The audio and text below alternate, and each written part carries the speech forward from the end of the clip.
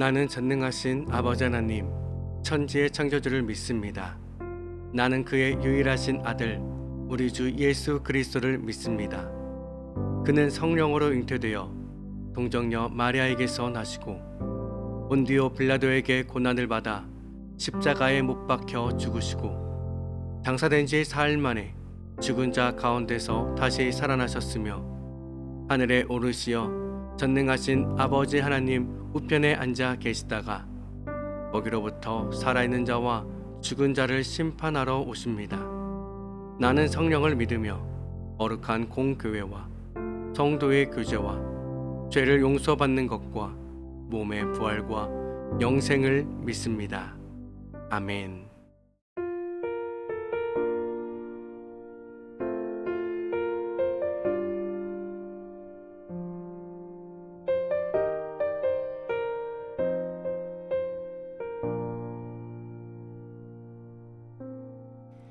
마라나타 주 예수여 어서 오시옵소서. 땅의 모든 끝 모든 족속 주를 찬송하게 하소서.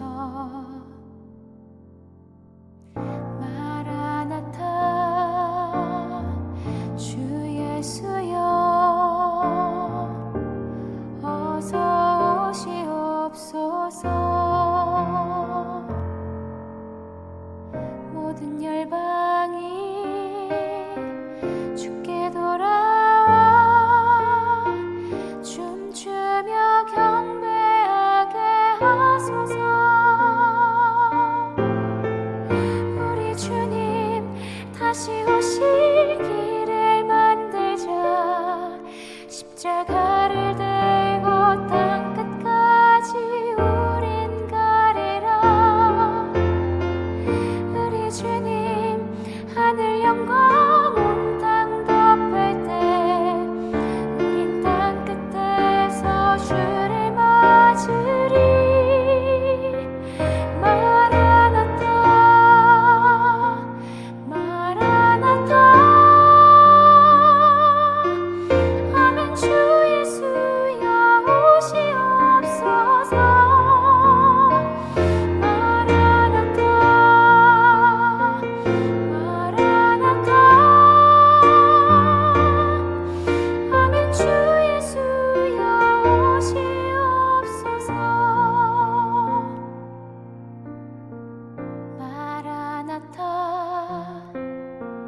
주 예수여 어서 오시옵소서. 땅의 모든 끝 모든 족속 주를 찬송하게 하소서.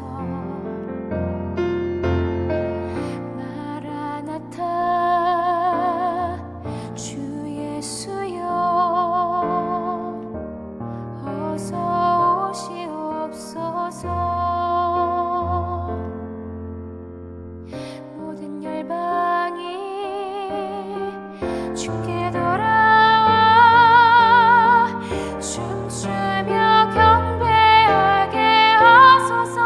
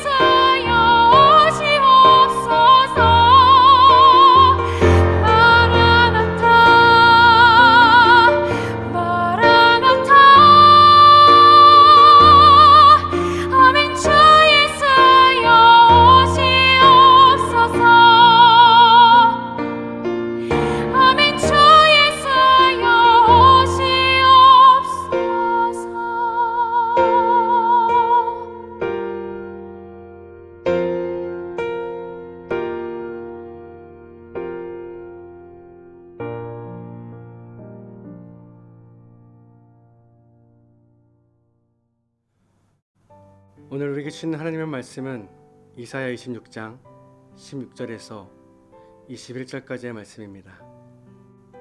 여호와여, 그들이 환난 중에 주를 앙모하여 싸우며 주의 징벌이 그들에게 임할 때에 그들이 간절히 주께 기도하였나이다. 여호와여, 잉태한 여인이 상기가 임박하여 상고를 겪으며 부르짖음 같이 우리가 주 앞에서 그와 같으니이다. 우리가 잉태하고 상고를 당하였을지라도 바람을 낳는 것 같아서 땅에 구원을 베풀지 못하였고 세계의 거민을 출산하지 못하였나이다. 주의 죽은 자들은 살아나고 그들의 시체들은 일어나리라. 티끌에 누운 자들아, 너희는 깨어 노래하라. 주의 이슬은 빛난 이슬이니 땅이 죽은 자들을 내놓으리로다. 내 백성아, 갈지어다. 내 밀실에 들어가서 내 문을 닫고 분노가 지나가기까지 잠깐 숨을 지어다. 보라, 여호와께서 그의 처소에서 나오사 땅의 거민의 죄악을 벌하실 것이라. 땅이 그 위에 잦았던 피를 드러내고 그 살해당한 자를 다시는 덮지 아니하리라. 아멘. 이사야는 계속해서 하나님께서 말씀해 주시고 또 알게 해주시는 이 마지막 때에 어떠한 일이 일어나게 될 것인가에 대해서 계속해서 말씀해 주고 있습니다. 먼저 16절 말씀을 세 번역으로 성경으로 보면요. 그러나 주님께서 그들을 징계하실 때에 주님의 백성이 환난 가운데서 주님을 간절히 찾았습니다. 그들이 간절히 주께 기도하였습니다. 아멘. 이 개역 개정에서는 조금 이해하기 난해한 부분이 있지만요. 이 세 번역 성경이 원어적으로 조금 더 이해하기 쉽게 번역을 해주고 있어서 좀 이해하는 데 도움이 됩니다. 지금 상황을 보면요. 이 마지막 때에 하나님께서 이 세상을 심판하실 때입니다. 그때에 그들에게는 징계가 임하게 되어 환난이 임하게 된다는 것을 알 수 있게 하죠. 그런데 그러한 징계 가운데에 하나님의 심판을 받은 그들만 있는 것이 아니라요. 하나님을 찾고 의지하는 하나님의 백성들도 함께 그 환난 가운데 있다는 것을 알 수 있습니다. 물론 같은 환난 가운데 있지만 그 두 부류의 사람들은 극명하게 갈리고 있음을 알 수 있게 되죠. 그들은 하나님의 심판을 받는 자와 하나님의 구원을 받는 자로 나뉘게 되는 것입니다. 이처럼 하나님의 심판이 임하여 환난 중에 있을 때에요. 하나님의 백성들은 하나님을 간절히 찾게 됩니다. 그리고 간절히 기도를 드리고 있다는 것을 알 수 있습니다. 자, 그러면 그들은 이 환난의 고통 가운데 벗어나게 해달라고 하는 그런 기도일까요? 아닙니다. 하나님 백성들이 괴로워하고 있는 것은요. 심판의 고통 가운데에 구원해달라고 하는 그런 기도가 아님을 17절에서 알 수 있게 되는데요. 우리 17절과 18절 말씀을 함께 읽겠습니다. 시작.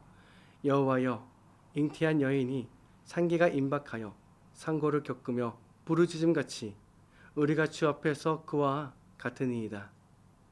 우리가 잉태하고 상고를 당하였을지라도 바람을 낳는 것 같아서 땅에 구원을 베풀지 못하였고 세계의 거민을 출산하지 못하였나이다.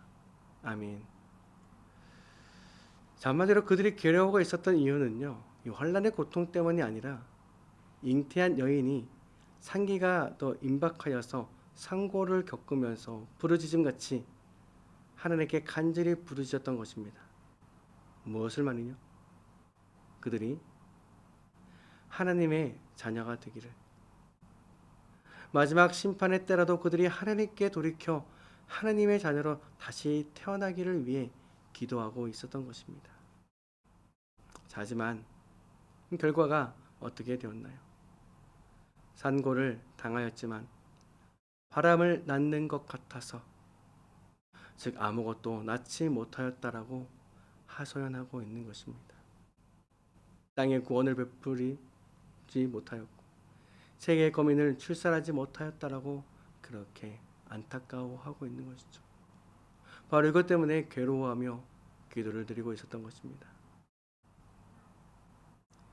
마지막 때 그들은 돌이켜야 하고 그들을 돌이키기 위해 해산의 고통을 느끼며 부러지셨지만 결국 돌아오는 사람이 없어 안타까운 마음으로 괴로워하고 있었던 것이죠.